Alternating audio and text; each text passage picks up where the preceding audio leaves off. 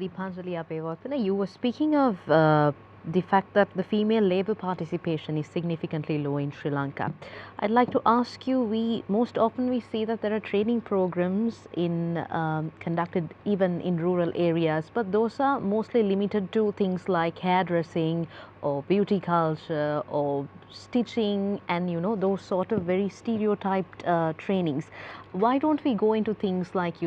getting women involved in the tech industry, or whether it's things like graphic design or AI, or why don't we ever think of going out to those rural areas and trying to get women involved in those kind of sectors as well? Why is it always stereotyped only to those particular set of training programs that each and every rural area sees very often? It looks like you're actually surfacing a very problematic practice that has been ingrained in the system, because the way people see women is by looking at them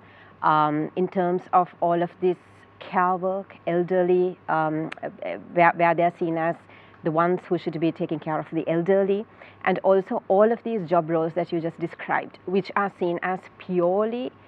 job roles that seem to be done exclusively by women. So what you're surfacing is probably some of these prejudices and problematic patriarchal patterns that have been embedded in the psyche, the social psyche, that need to be definitely flagged and questioned. Because even those, I'm not in a position to talk so much about the trainings as it is out of my scope, but I think this is where it has to be definitely let's say observed and also flagged in the discourse,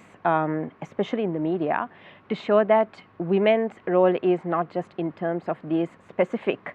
traditionally assigned roles, but that they can and they have been doing so much more. So that's a question for policymakers and also for media to challenge these traditionally assigned roles.